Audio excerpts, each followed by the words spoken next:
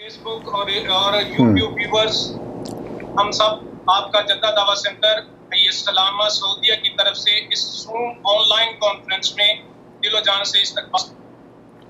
جیسا کہ آپ جانتے ہیں اس کانفرنس کے 2 سیشن ہیں۔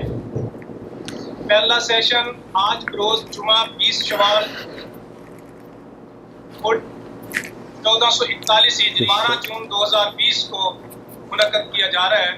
آج کا پہلا سیشن جو ہے اس میں ہمارے 2 علماء ہیں، ایک شیخ ابو عدنان محمد منیر قمر حافظ اللہ اور دوسرے ابو انشا شیخ ابو انشا قاری خلیل الرحمن حافظ اللہ۔ آپ تمام سامعین و سامعات سے گزارش ہے کہ ہمارے ساتھ جڑے رہیں۔ اس کانفرنس کی طرح دنیا بھر کے علماء حق سے رابطہ کر کے آپ تک آج کا جو پہلا لیکچر ہے فضیلت الشیخ شیخ ابو عدنان محمد منیر قمر حافظ اللہ کا ہے۔ آپ نے ہماری درخواست پر الخبر سعودیہ سے جوائن کیا ہے۔ شیخ سپریم کورٹ المحکمہ العامہ الخبر کے ترجمان ہیں۔ آپ دعویٰ سینٹر الخبر تمام اور زہران کے کوآپریٹو ممبر ہیں۔ یہ تقریباً 40 سال سے یہ خدمت سر انجام دے رہے ہیں۔ آپ انچارج ہیں سعودی ریڈیو جدہ پروگرام کے اسلامی عبادت، اور آپ انچارج ہیں دوسرا ایک پروگرام جو زندگی ہے جمعہ 3:30 کو ہوتا ہے۔ اسلامی عبادت کا جو پروگرام ہے جمعرات کو ہوتا ہے، اور دوسرا جو اسلامی زندگی کا ہے جو جمعہ 3:30 کو ہوتا ہے۔ 14 سال آپ نے ریڈیو ملک متحدہ عرب امارات میں کام کیا، ان کے دینی پروگرام ہوا کرتے تھے۔ آپ تقریباً 15 سال سے ریڈیو جدہ کے ساتھ منسلک ہیں۔ آپ ہمارے سعودیہ اور دنیا بھر میں یکساں مشہور ہیں۔ آپ کے پروگرام ہمارے دعویٰ سینٹر میں پہلے بھی ہوتے رہے ہیں۔ بہرحال ایک دفعہ پروگرام ہمارا شیخ کا ایسا بڑا پروگرام ہوا تھا کہ ہمارے تاریخ میں اتنا بڑا پروگرام نہیں ہوا، اتنی بڑی گیدرنگ تھی۔ ہمارا لیکچر ہال، ہمارے کلاسز روم، سارے روم جو کلاسز روم ہیں وہ کوریڈورز، ایون لوگ باہر کھڑے تھے۔ ماشاءاللہ آپ جدہ میں بلکہ سعودیہ میں اور اوور آل ورلڈ میں آپ یکساں مشہور معروف ہیں۔ اب میں شیخ صاحب چونکہ جوائن کر چکے ہیں، میں ان سے گزارش کروں گا کہ وہ اپنے خطاب کا آغاز فرمائیں۔ آپ کا عنوان ہے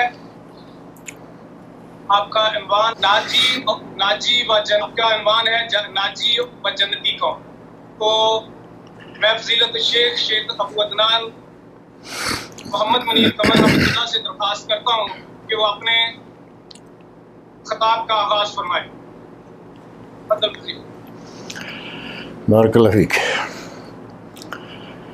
ان الحمد للہ نحمدہ ونستعینہ ونستغفرہ ونعوذ باللہ من شرور انفسنا ومن سیئات اعمالنا، من یہدہ اللہ فلا مضل لہ ومن یضلل فلا ہادی لہ، واشہد ان لا الہ الا اللہ وحدہ لا شریک لہ، واشہد ان محمدا عبدہ ورسولہ۔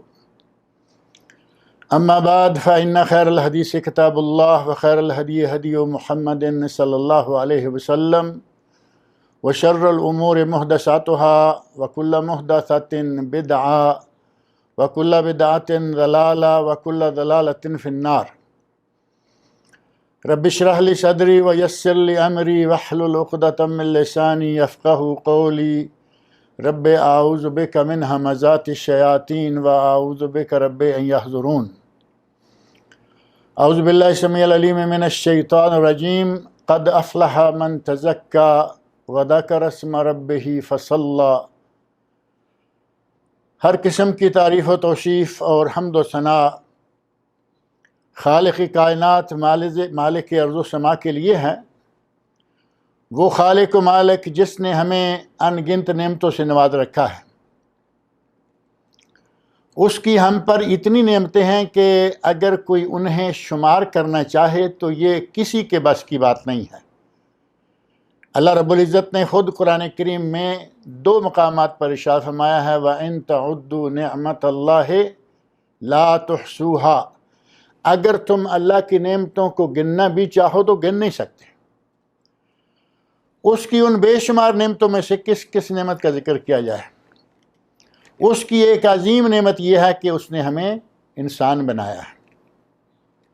اپنی تمام مخلوقات میں سے اس مخلوق میں سے ہمیں پیدا فرمایا جس مخلوق کے بارے میں اللہ رب العزت نے خود ارشاد فرمایا ہے وَلَقَدْ كَرَّمْنَا بَنِي آدم، ہم نے بنی آدم کو تکریم بخشی، عزت بخشی، معزز و مکرم بنایا۔ اور پھر اسی پر بس نہیں ہے، بلکہ اللہ رب العزت نے ہمیں حضرت محمد رسول اللہ صلی اللہ علیہ وسلم کا امتی بنایا، وہ نبی جو کہ تمام انبیاء اور رسل کے امام ہیں، سب سے افضل، سب سے اعلیٰ اور سب کے سردار ہیں۔ ہمارا تمام نبیوں پر ایمان ہے، آدم علیہ السلام سے لے کر حضرت عیسیٰ علیہ السلام تک تمام انبیاء اور رسل پر ایمان ہے یقیناً، لیکن اللہ رب العزت نے خود چونکہ بعض انبیاء کو بعض پر فضیلت دی ہے، جیسا کہ تیسرے سپارے کے آغاز میں سٹارٹ ہی یہاں سے ہوتا ہے تِلْكَ الرُّسُلُ فَضَّلْنَا بَعْضَهُمْ عَلَى بَعْضٍ، وہ رسول جن میں سے بعض کو بعض پر ہم نے فضیلت دی ہے۔ اس اعتبار سے ہمارے نبی حضرت محمد رسول اللہ صلی اللہ علیہ وسلم 1 لاکھ اور کم و بیش 24,000 انبیاء، جو کہ ایک متکلم فی روایت میں آتا ہے، تمام انبیاء سے افضل، اور ان تمام انبیاء میں سے 313، ایک روایت میں 14 اور ایک صحیح روایت میں 15 رسول تھے۔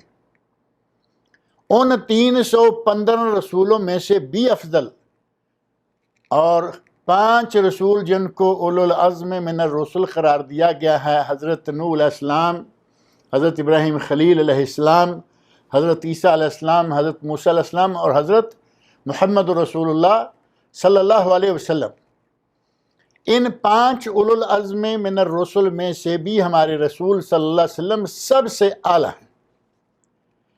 اللہ رب العزت نے ہمیں بہت ہی نوازا ہے، ہمیں وہ دین عطا فرمایا ہے جس دین کے بارے میں اللہ نے خود قرآن کریم میں فرمایا، سورہ مائدہ آیت نمبر 3، الیوم اکملت لکم دینکم واتممت علیکم نعمتی ورضیت لکم الاسلام دینا، آج میں نے تم پر تمہارا دین مکمل کر دیا ہے،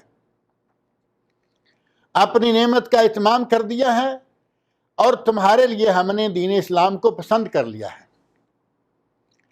اللہ رب العزت کی کس کس نعمت کا تذکرہ کیا جائے؟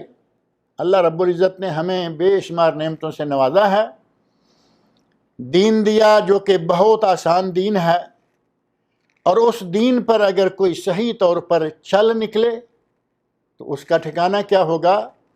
وہی مقام جہاں سے ہمارے بابا آدم علیہ السلام کو نکالا گیا تھا، اللہ رب العزت دوبارہ وہ جنت عطا کر دے گا۔ آدم علیہ السلام سے لے کر تاریخ انسانی پر ایک چھوٹی سی اچھتی ہوئی نظر ڈالیں تو پتہ چلتا ہے کہ اللہ رب العزت نے حضرت آدم علیہ السلام سے لے کر حضرت نوح علیہ السلام تک کے سارے زمانے کو توحید پر رکھا، اور اللہ رب العزت نے قرآن کریم میں اس بات کا تذکرہ بھی فرمایا ہے، کان الناس امۃ واحدہ، سورۃ البقرہ بالکل آغاز کی صورت، اور آیت نمبر 213 میں اللہ رب العزت فرمایا کان الناس امۃ واحدہ، سارے لوگ ایک ہی امت تھے، ایک ہی جماعت تھے، ایک ہی امت تھے۔ اور ساتھ ہی ارشاد فرمایا سورہ نحل میں، سورہ مائدہ میں، وَلَوْ شَاءَ اللَّهُ لَجَعَلَكُمْ أُمَّةً وَاحِدَةً وَلَكِنْ لِيَبْلُوَكُمْ فِي مَا آتَاكُمْ، اللہ چاہتا تو تمہیں ایک ہی امت رہنے دیتا، لیکن اللہ رب العزت تمہیں آزمانا چاہتا۔ نوح علیہ السلام کے زمانے تک، آدم علیہ السلام اور نوح علیہ السلام کے زمانے کے درمیان کتنا فاصلہ ہے، کتنی مسافت ہے، کتنی مدت ہے؟ حضرت ابن عباس رضی اللہ عنہما فرماتے ہیں، اور بعض مرفوع روایات میں یہ بات موجود ہے کہ حضرت آدم علیہ السلام اور نوح علیہ السلام کے درمیان 10 قرن ہیں، 10 قرن، کان بین نوح و آدم علیہ السلام 10 قرون، اور یہ حدیث بھی صحیح ہے۔ اب رہا مسئلہ کہ ایک قرن کتنے کا ہوتا ہے، اس کے بارے میں بہت سارے اقوال ہیں، 10 سے لے کر 100 تک، کسی نے 10 کہا، 20، 30، 40، 100 تک۔ اور ایک حدیث ہے جس حدیث میں یہ الفاظ موجود ہیں کہ نبی اکرم صلی اللہ علیہ وسلم نے کسی بچے کے سر پر ہاتھ رکھا اور اس کے بارے میں فرمایا ھذا الغلام یعیش قرنا، یہ بچہ 1 قرن زندہ رہے۔ اور 1 قرن کے بارے میں اب صحابی جو موجود ہیں وہ کہتے ہیں وعاش 100 سنہ، وہ بچہ 100 سال تک زندہ رہا۔ تو فیصلہ ہو گیا کہ قرن جو ہے وہ کم از کم 100 سال کی ہوتی ہے، اور آدم علیہ السلام نوح علیہ السلام کے درمیان 10 قرن ہیں، یعنی 1000 سال تقریباً، اور لوگ سارے کے سارے توحید پر، سارے کے سارے شریعت پر تھے، کوئی شرک نہیں تھا، کوئی خرافات نہیں تھیں، بلکہ سب اہل توحید تھے۔ اور پھر نوح علیہ السلام کا زمانہ آیا، نوح علیہ السلام کے زمانے میں پھر یہ سلسلہ جو ہے وہ آہستہ آہستہ شروع ہوا، اور اس وقت 1 نہیں 2 نہیں بلکہ ود، سوا، یغوث، یعوق اور نصر، 5 سرکاریں آ گئیں۔ یا یوں سمجھ لیں کہ جو ہمارے یہاں بڑا مشہور ہے پنجتن پاک، یہ نوح علیہ السلام کے زمانے میں بھی تھے، ود 1، سوا 2، یغوث 3، یعوق 4 اور نصر 5۔ ان کی پوجا ہونے لگی۔ نبی اللہ نوح علیہ السلام، انہوں نے دعوت و ارشاد بڑی محنت کی، ان کا اپنا ارشاد اللہ رب العزت نے نقل کیا ہے دعوتہم لیلا و نہارا، اے اللہ میں نے ان کو دن کو رات کو پکارا، فلم یزدہم دعائی الا فرارا، ان کو میرے دعوت دینے کا کوئی فائدہ نہیں ہوا سوائے اس کے کہ یہ مجھ سے دور ہی بھاگے۔ اور جب بالآخر بھی انہوں نے اسلام کو قبول نہیں کیا، حضرت نوح علیہ السلام کی دعوت کو قبول نہیں کیا، تو پھر اللہ رب العزت نے کیا کیا؟ نوح علیہ السلام کی دعا پر نوح علیہ السلام نے بالآخر، دیکھو 950 سال کے قریب دعوت دی، اور جب دعوت کو قبول نہیں کیا تو پھر بالآخر بد دعا نکلی، رب لا تذر علی الارض من الکافرین دیار، اے اللہ اب روئے زمین پر کافروں کا ایک گھر بھی نہیں بچنا چاہیے۔ طوفان نوح آیا اور ساری دنیا کو ملیہ میٹ کر دیا، صرف وہی لوگ بچ گئے جو نوح علیہ السلام کی کشتی میں تھے۔ اور بعض روایات سے، تاریخی روایات سے پتہ چلتا ہے کہ کشتی میں کل 80 کے قریب لوگ تھے۔ اس وقت 80 کے قریب لوگ بچ گئے جو کہ اہل توحید تھے، جو کہ مسلمان تھے، نوح علیہ السلام کو ماننے والے تھے، باقی سب کو اللہ رب العزت نے غرق کر دیا۔ یہ 1000 سال کا زمانہ اہل توحید کا رہا، توحید پر رہے، دین پر رہے، شریعت پر رہے، اور اس کے بعد شرک شروع ہوا۔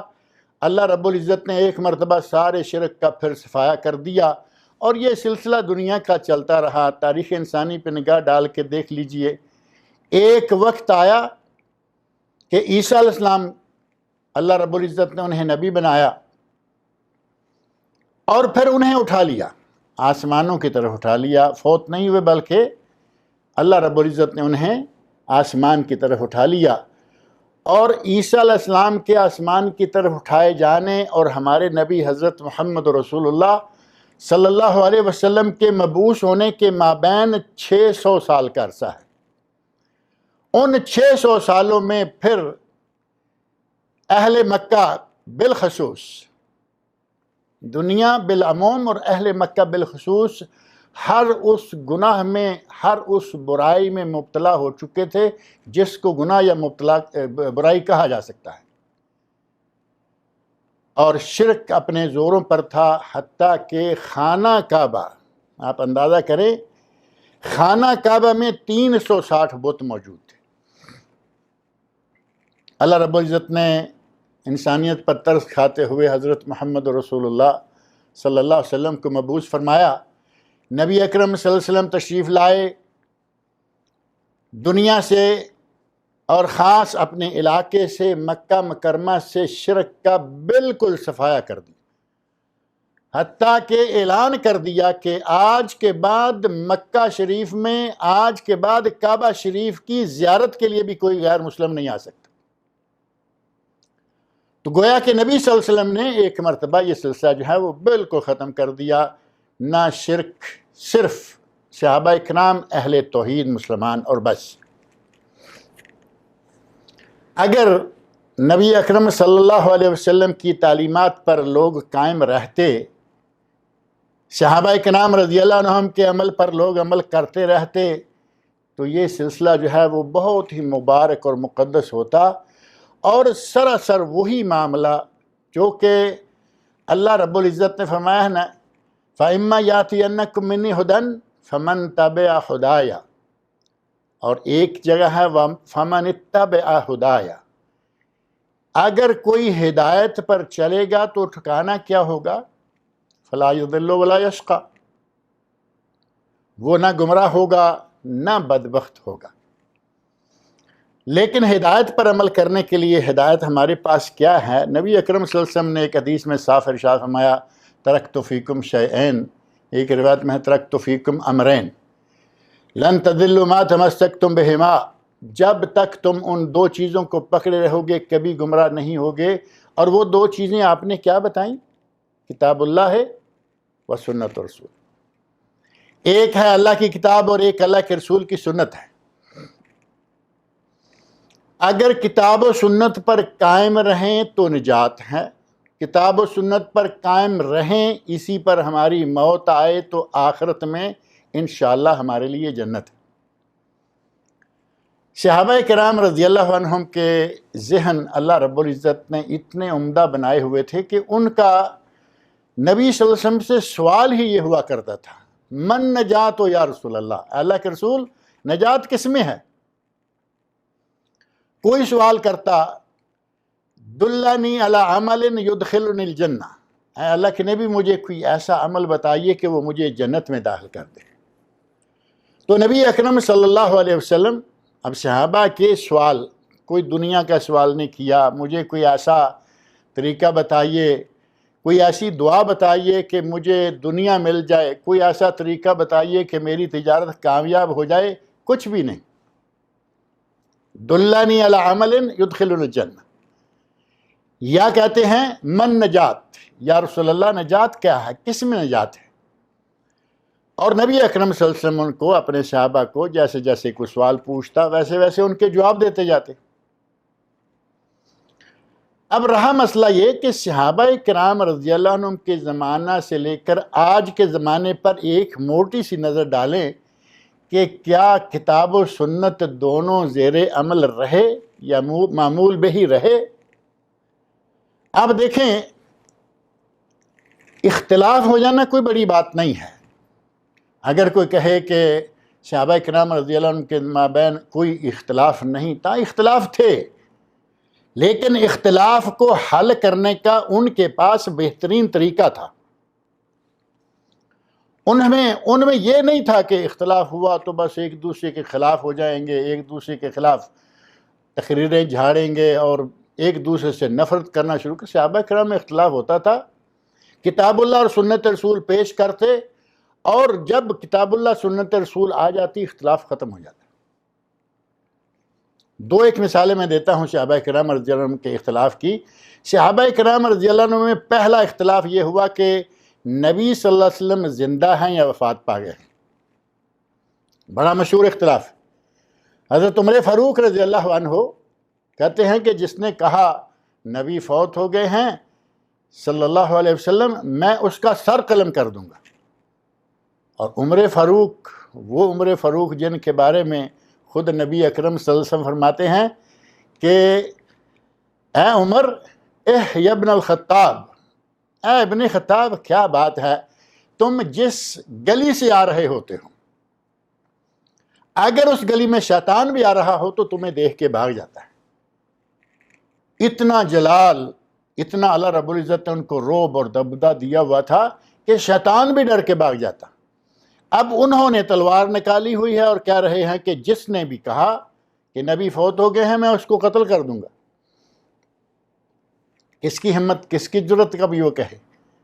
بلاخر حضرت ابوبکر صدیق، طویل واقعہ ہے، حضرت ابوبکر صدیق رضی اللہ عنہ آئے اور آ کے کہا عمر بیٹھ جو، عمر رضی اللہ عنہ بیٹھنے کو بھی تیار نہیں ہیں۔ بلاخر حضرت ابوبکر صدیق رضی اللہ عنہ نے فرمایا کہ نبی صلی اللہ علیہ وسلم ایک نبی ہی تو تھے، ما کان محمد الا رسول اللہ وخاتم النبیین، ما کان محمد الا رسول اللہ، اللہ کے نبی ایک رسول ہی تھے، فوت ہو گئے۔ اور ساتھ ہی ایک آیت پڑھی، ایک کلمہ خود کہا، آیت پڑھی اور کلمہ خود کہا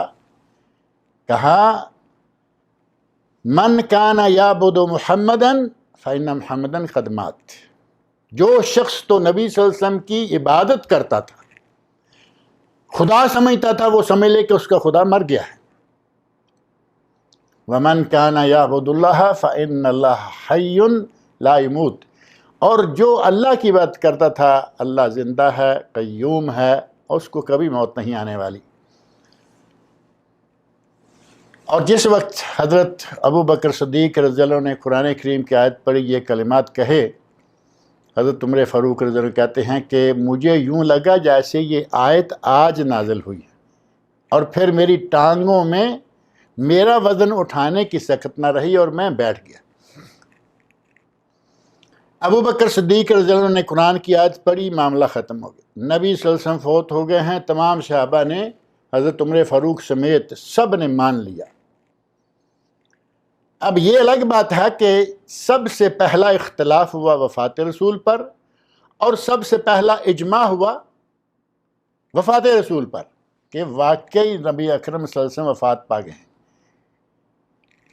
اب اس کا کیا کریں کہ ہمارے پاک و ہند کے ماحول میں خاص طور پر اتنی دنیا اور ان کے اتنے علماء ہیں جنہوں نے انہیں ایسی ڈگر پہ لگا رکھا ہے، جی نہیں نبی زندہ ہیں، نبی زندہ ہیں، نبی زندہ۔ جس پر سب سے پہلے اختلاف ہوا اور جس پر اجماع صحابہ ہو گیا وہ یہ ہے کہ نبی فوت ہو چکے، لیکن وہ ماننے کو تیار نہیں۔ پھر یہ اختلاف ہوا کہ نبی اکرم صلی اللہ علیہ وسلم کو دفن کہاں کیا جائے۔ کسی نے رائے دی کہ بیت المقدس میں لے جایا جائے، کسی نے کہا مکہ میں لے جایا جائے، کسی نے کچھ کہا۔ حضرت ابوبکر صدیق رضی اللہ عنہ نے کہا میں نے نبی اکرم صلی اللہ علیہ وسلم سے سنا ہے، کہیں اور سے بھی نہیں، نبی صلی اللہ علیہ وسلم نے سنا ہے، لم یقبر نبی الا حیث یموت۔ مسند امام احمد میں اور مصنف عبدالرزاق میں صحیح سند کے ساتھ یہ حدیث ثابت ہے کہ کوئی نبی جہاں فوت ہوتا ہے اسے وہیں دفن کیا جاتا ہے۔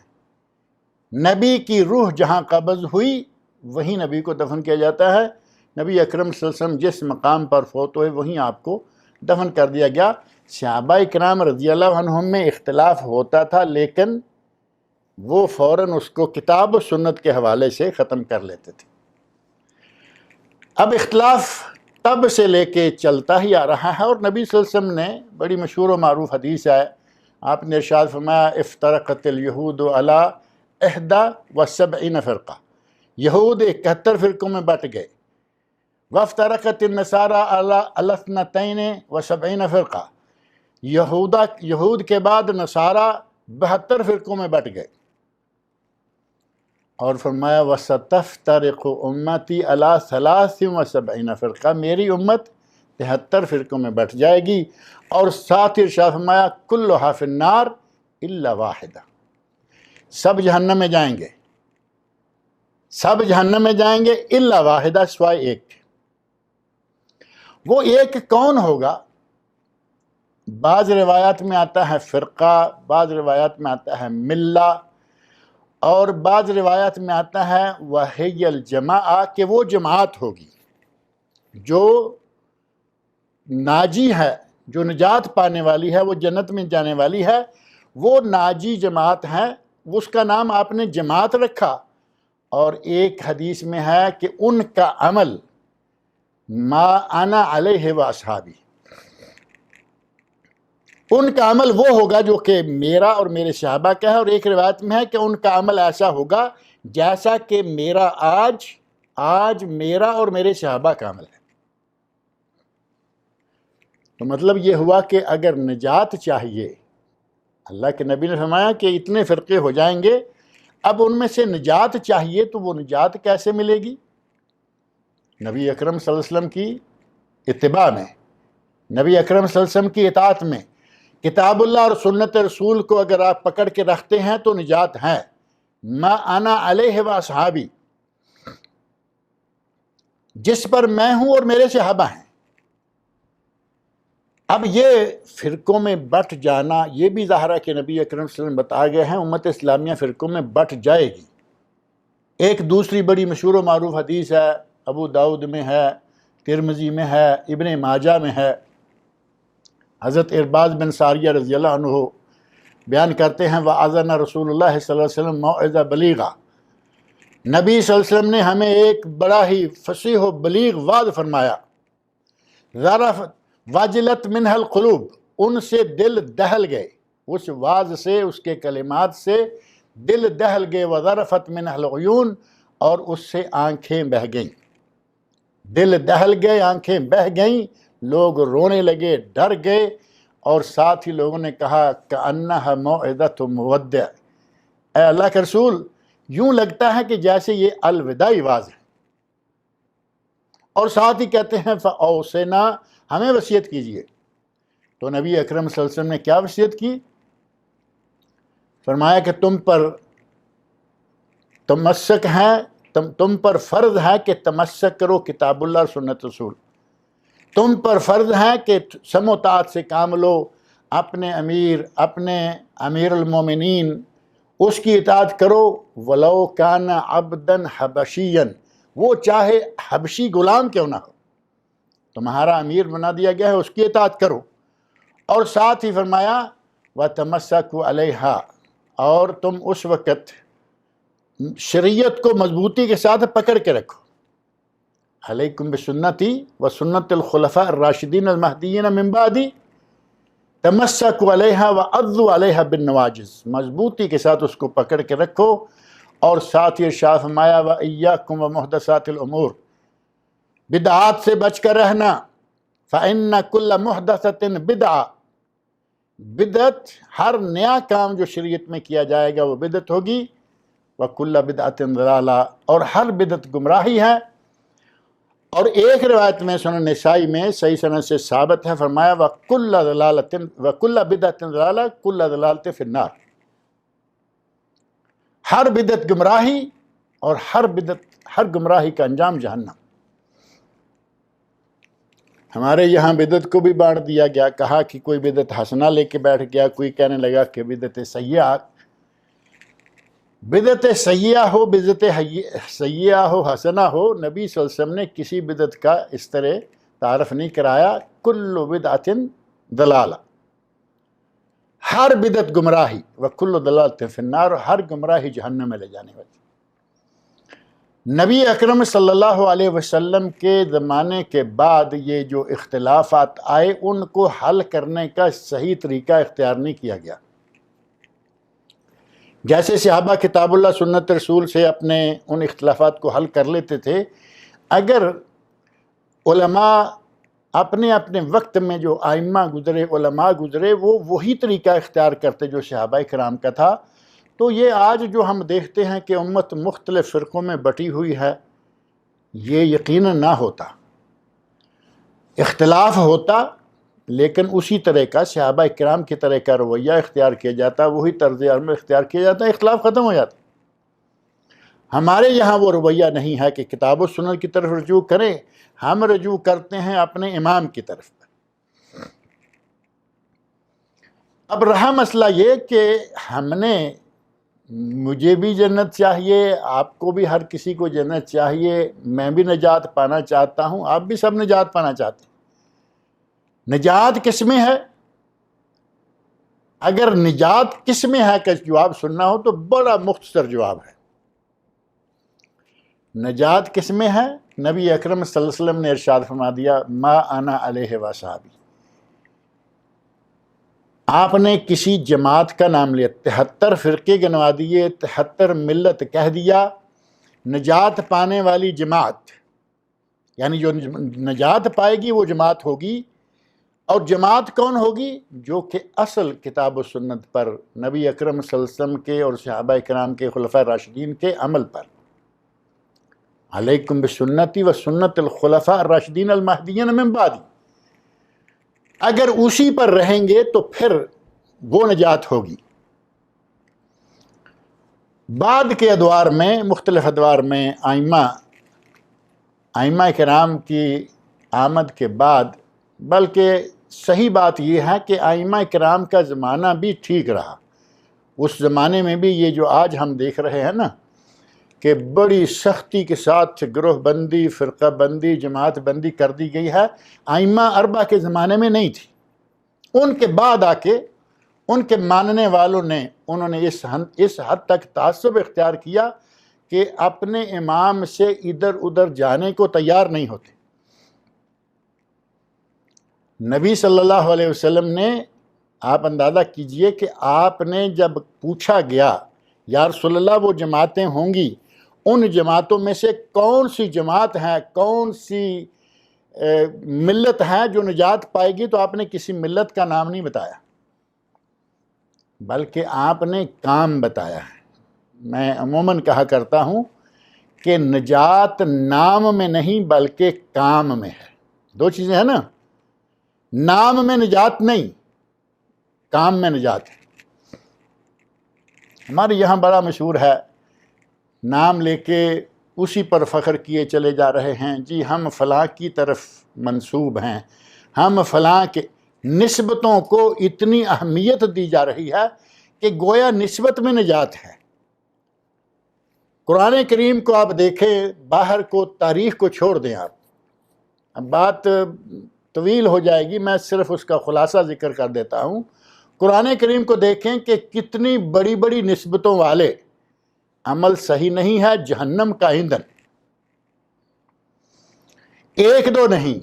اب ساری آیات پڑھیں اور ساتھ ہی ان کا ترجمہ کریں، اور پھر آپ اتنے کی ضرورت نہیں ہے، وقت کم ہے، میں صرف یہ اشارہ دے دیتا ہوں۔ آپ بتائیے کہ آدم علیہ السلام کے 2 بیٹوں میں سے ایک بیٹا قاتل ہے، ایک مقتول ہے، اور مشہور ہے کہ قابیل ہے جو قاتل ہے۔ آدم علیہ السلام کا بیٹا ہے، اس سے بڑی نسبت کیا ہوگی کہ ایک نبی اور ابو البشر، پہلے نبی اور پہلے بشر، ان کا بیٹا ہے۔ اتنی بڑی نسبت نے اسے کوئی فائدہ نہیں پہنچایا، وہ جہنمی، اور قیامت تک جتنے قتل ہوں گے قرآن و سنت سے ثابت ہے کہ ہر قتل کا گناہ اسے پہنچتا رہے گا۔ نسبت کام آئی، ہمارے یہاں نسبت پہ اتنا فخر۔ اور اس کے بعد حضرت نوح علیہ السلام، نوح علیہ السلام کا بیٹا ہے کنعان۔ کنعان اپنے باپ پر ایمان نہیں لایا، باپ کے دین پر، شریعت پر ایمان نہیں لایا، تو اس کا انجام کیا ہوا؟ طوفان آیا جس میں باقی سارے مشرکین، باقی سارے نوح علیہ السلام کو نہ ماننے والے غرق ہوئے، انہی میں کنعان بھی غرق کر دیا گیا۔ نبی ہیں، رسول ہیں، اولو العزم من الرسل ہیں، لیکن بیٹا نجات نہیں پا سکا کیونکہ اس نے اللہ رب العزت کی اور نبی کی بات نہیں مانی، نسبت کام نہیں آئی۔ ابراہیم علیہ السلام کے والد، آپ اندازہ کریں، خلیل اللہ کے نبی ہیں، لیکن نبی اکرم صلی اللہ علیہ وسلم کا ارشاد حقیقت بنیاد، آپ ارشاد فرماتے ہیں کہ اس کو بجو کی شکل میں جہنم میں داخل کیا جائے گا۔ ابراہیم علیہ السلام کے والد بجو کی شکل میں جہنم میں جائیں گے۔ اور قرآن کریم کی سورۃ التحریم میں ایک نہیں، دو نہیں، بلکہ چار عورتوں کا ذکر کیا گیا. ان میں سے 2 عورتیں جو اللہ کو ماننے والی ہیں، اور ان میں سے ایک حضرت عیسیٰ علیہ السلام کی والدہ حضرت مریم علیہ السلام ہیں، اور ایک فرعون کی بیوی آسیہ. ان دونوں کا تذکرہ اللہ رب العزت نے انہی آخری 3 آیتوں 10، 11، 12 سورۃ التحریم، وہاں ان 2 کا بھی ذکر کیا اور 2 عورتیں اور ذکر کی. ان 2 عورتوں میں سے امرأۃ نوح و امرأۃ لوط، نوح علیہ السلام کی بیوی اور لوط علیہ السلام کی بیوی. اب بیویوں کا کتنا تعلق ہوتا ہے شوہر سے، کتنی محبت ہوتی ہے میاں بیوی میں آپس میں، اور یہ نسبت اتنی ہے کہ شاید اس سے بڑی نسبت دنیا میں کوئی ہو نہیں سکتی. ہم اپنے گرد پیش میں دیکھتے ہیں کہ ادھر شادی ہوئی اور بیوی کو بغل لگایا، اور نہ ماں نہ باپ نہ بہن نہ بھائی، کسی کی پرواہ نہیں. اتنا تعلق گہرا ہو جاتا ہے میاں بیوی کا. اور یہ سب نہیں، کچھ ایسے جو ماں باپ تک کو چھوڑ جاتے ہیں، بہن بھائیوں کو چھوڑ جاتے ہیں، ذرا سی رنجشیں ہوئیں، سارے معاملات ختم کیے اور کہا کہ یہ جا رہے ہیں وہ جا رہے ہیں. اتنا تعلق میاں بیوی کا آپس میں، اور صرف چھوٹی سی رنجش پہ ماں باپ تک کو چھوڑ جاتے ہیں. اور یہ دونوں میاں بیوی ہیں. ایک حضرت نوح علیہ السلام کی بیوی ہے. اللہ رب العزت نے قرآن کریم میں ارشاد فرمایا کہ وہ اس کا وہی انجام ہوگا جو دوسروں کا ہوگا، نافرمانوں کا، نہ ماننے والوں کا، یعنی وہ جہنم میں جائے گی. لوط علیہ السلام کی بیوی، حضرت لوط علیہ السلام کو اللہ رب العزت نے حکم کیا کہ لوط، صبح رات تم اپنی بستی سے نکل جانا، جو تمہارے ساتھ تمہارے لوگ ہیں ان کو ساتھ لے لینا، لیکن ایک عجوز تمہارے ساتھ نہیں جائے گی، ایک بڑھیا، تمہاری بیوی تمہارے ساتھ نہیں ہوگی. لوط علیہ السلام نبی ہیں، ابراہیم علیہ السلام خلیل نبی ہیں، حضرت نوح علیہ السلام نبی ہیں، آدم علیہ السلام نبی ہیں. کتنی بڑی بڑی یہ نسبتیں ہیں، لیکن نسبت کوئی کام نہیں آ رہی. اور صرف اسی پر بس نہیں ہے، تھوڑا آگے بلکہ بالکل آخر میں آ جائیے. حضرت محمد رسول اللہ صلی اللہ علیہ وسلم جن کے ذکر خیر سے بات شروع کی تھی کہ اللہ نے ہمیں ان کا امتی بنایا ہے. نبی اکرم صلی اللہ علیہ وسلم کا چچا جہنم میں جا رہا ہے، دنیا میں ہی اللہ رب العزت نے اس کے جہنمی ہونے کی خبر دے دی ہے. دنیا میں ہوتے ہوئے، تبت یدا ابی لہب وتب ما اغنى عنہ مالہ وما کسب سیصلی نارا ذات لہب وامرأتہ حمالۃ الحطب فی جیدہا حبل من مسد. میاں بیوی دونوں کا انجام دنیا میں بتا دیا کہ وہ دنیا میں بھی ذلیل و خوار ہو کر جہنم، ذلیل و خوار ہو کر مریں گے. سیصلی نارا ذات لہب، اور آخرت میں بھڑکتی ہوئی آگ کے شعلوں میں جائیں گے. نبی کا چچا، اس سے بڑی نسبت. نبی وہ جو تمام انبیاء اور رسل کے امام اور سردار ہیں. نبی وہ جو تمام انبیاء کے امام ہیں اور چچا ہے. کوئی کہہ سکتا ہے کہ یہ تو چچا چونکہ گستاخ تھا، بلکہ گستاخان رسول صلی اللہ علیہ وسلم، جن گستاخوں کا ذکر کیا جاتا ہے کہ انہوں نے نبی صلی اللہ علیہ وسلم کی ذات میں، نبی صلی اللہ علیہ وسلم کے بارے میں آپ کے سامنے گستاخیاں کی، ان میں سے سب سے پہلا نام جو ہے وہ ابو لہب کا آتا ہے. گستاخان رسول کی فہرست کا پہلا شخص ابو لہب، نبی صلی اللہ علیہ وسلم کا چچا، اور اس کے دونوں بیٹے وہ بھی گستاخان رسول، اور اسی طرح دیگر گستاخان رسول. کوئی کہہ سکتا ہے کہ وہ تو گستاخ رسول تھا، وہ تو نبی صلی اللہ علیہ وسلم کو مانتا نہیں تھا، بلکہ اس نے بدتمیزیاں کی، گستاخیاں کی، بلکہ نبی صلی اللہ علیہ وسلم کے بارے میں بہت برے الفاظ کہے۔ پہلا واز جو نبی اکرم صلی اللہ علیہ وسلم نے عام دعوت کے موقع پر، جب اعلانیہ دعوت کا نبی صلی اللہ علیہ وسلم کو حکم دیا گیا،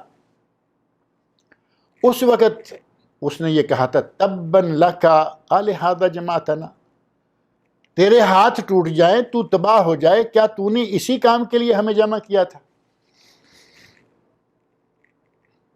اس وقت اللہ رب العزت نے نبی اکرم صلی اللہ علیہ وسلم کا دفاع کرتے ہوئے اور اس کی اس واہیات گفتگو کا جواب دیتے ہوئے آسمان سے یہ سورت نازل فرمائی، تبت یدا ابی لہب وما تب، اے میرے نبی تو نہیں، تیرا دشمن تو نہیں، بلکہ یہ تیرے سامنے جو بد زبانی کرنے والا گستاخ ہے یہ تباہ ہوگا، اس کے ہاتھ ٹوٹیں گے۔ اب کوئی کہہ سکتا ہے کہ یہ تو گستاخ تھا، یہ تو نافرمان تھا، یہ تو یہ تھا، یہ تو، چلیے ایک دوسرے چچا ہیں جو گستاخ بھی نہیں تھے اور اتنے مہربان تھے کہ شاید کسی دوسرے نے اتنی مہربانی نہ کی ہوگی، اور وہ ہیں ابو طالب۔ ابو طالب نے نبی اکرم صلی اللہ علیہ وسلم کی پرورش کی، چھوٹی عمر میں آپ ان کے گھر میں آئے، والد آپ کے پیدا ہونے سے پہلے فوت ہو چکے تھے، والدہ 6 سال کی عمر میں فوت ہو گئیں، دادا 8 سال کی عمر میں فوت ہو گئے، اور جاتے ہوئے وہ ابو طالب کے سپرد کر کے گئے۔ اللہ رب العزت نے نبی اکرم صلی اللہ علیہ وسلم کو ان کے گھر میں ایک عرصہ کے لیے رکھا، اور بالآخر نبی اکرم صلی اللہ علیہ وسلم نبوت کے عہد تک پہنچے، اور مشرکین مکہ نے نبی صلی اللہ علیہ وسلم کے خلاف طوفان بدتمیزی برپا کر دیا، طرح طرح کی سازشیں، یہ کریں گے وہ کریں گے، اور کئی مرتبہ وہ ابو طالب کے پاس کمپرومائز کے لیے آئے، کہا کہ اپنے بھتیجے سے کہو ہماری بات مان لے، اگر اس نے نہ مانی تو ہم اسے قتل کر دیں گے۔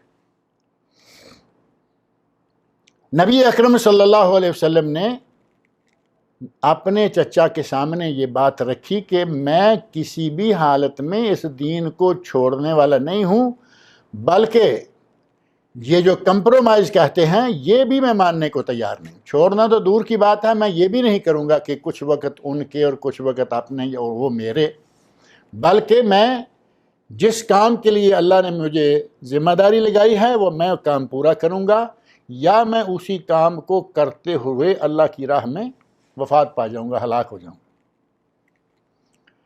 اپنے بھتیجے کے اس عزم مصمم کو دیکھ کر چچا نے پھر آخر کہہ دیا، کہا کہ جاؤ بھتیجے، جب تک میں زندہ ہوں تب تک مکے کا کوئی شخص تم تک نہیں پہنچ پائے گا۔ اس سے بڑی قربانی، اس سے بڑی خدمت، اس سے بڑا تعاون نبی اکرم صلی اللہ علیہ وسلم کا بتائیے اور کس نے کیا ہوگا؟ لیکن حال کیا ہوا، یہ شخص ابو طالب وفات پانے لگے۔ مجھے تعجب ہوا، ایک مرتبہ ایک بات سننے میں آئی، کسی نے کہا کہ میں نے ابو طالب کے بارے میں قرآن کریم کے حوالے سے غالباً 7 جلدیں لکھی ہیں، 7 بلکہ اس سے بھی زیادہ۔ کہاں سے اس نے اور کیا اس نے لکھ دیا؟ نبی صلی اللہ علیہ وسلم ابو طالب کے پاس بیٹھے ہیں اور کہہ رہے ہیں کہ چچا جان ایک مرتبہ کلمہ پڑھ دو، میں قیامت کے دن تمہارے لیے حجت قائم کر سکوں۔ اور ادھر اسی وقت اپوزیشن بھی موجود تھی۔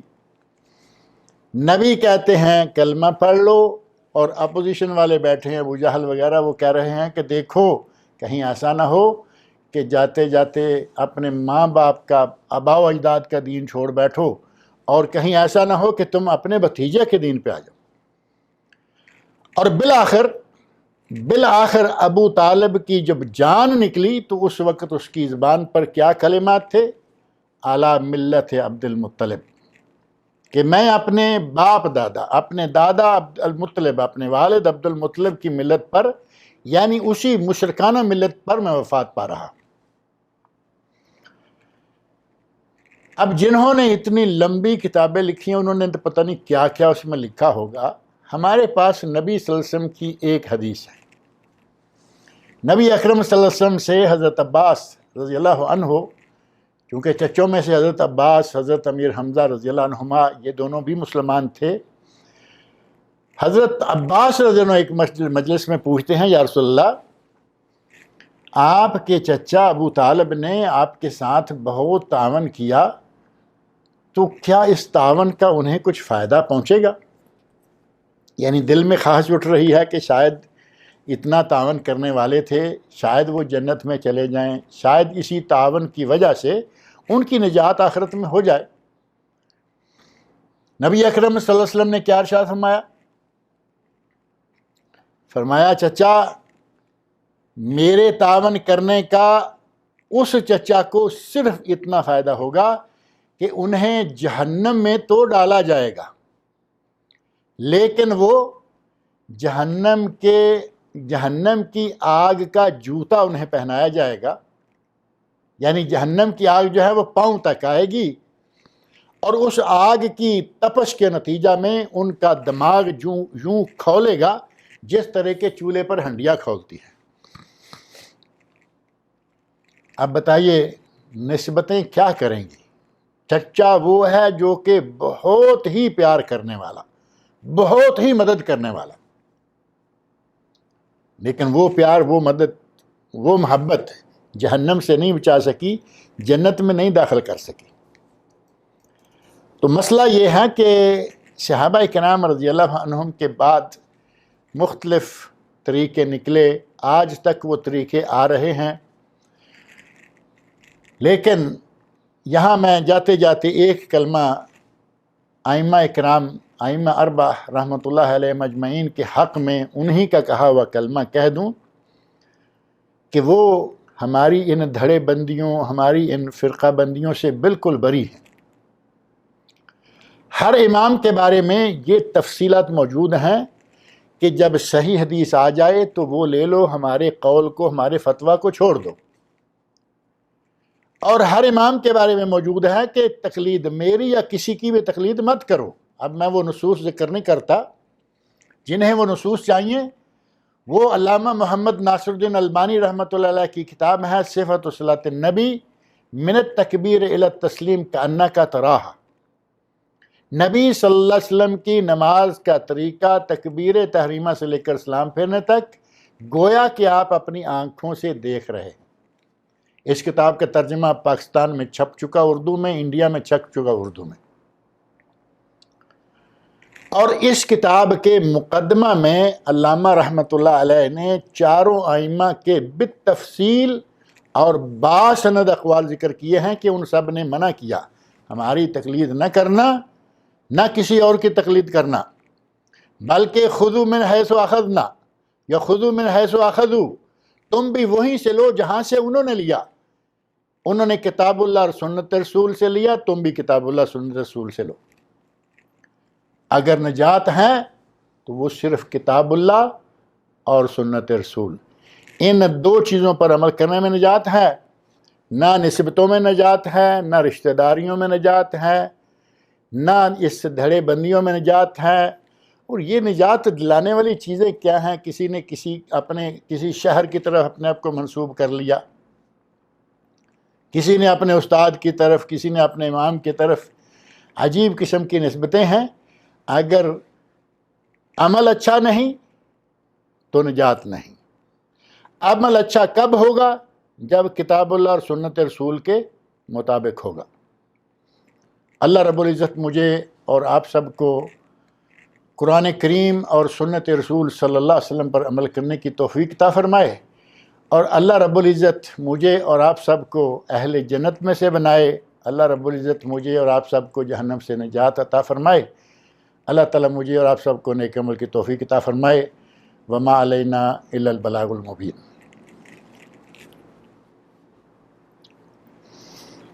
جزاک اللہ خیر۔ بارک اللہ فیکم. جزاک اللہ خیر و احسن الجزا. شیخ فضیلت الشیخ ابو عدنان محمد منیر قمر حفظہ اللہ اوپر سعودیہ سے کراچی اور جنتی کون کے موضوع پر آپ سے خطاب فرما رہے تھے. آپ نے قرآن و حدیث کے دلائل سے بہترین انداز میں عام فہم میں موضوع پیش فرمایا. ہم شیخ کے بےحد مشکور ہیں جنہوں نے اپنے قیمتی وقت سے ہمیں نوازا. اللہ تعالیٰ سے دعا کو ہے کہ اللہ آپ کو اور آپ کے اہل خانہ کو اور تمام مسلمانوں کو اپنے حفظ و امان میں رکھے. آمین. آپ کے علم و عمل میں اور زندگی میں خیر و برکت عطا فرمائے. آمین آمین. بارک اللہ فیک. جزاکم اللہ خیر. اللہ تعالیٰ آپ کی محنتوں کو قبول فرمائے. تقبل اللہ جہودکم.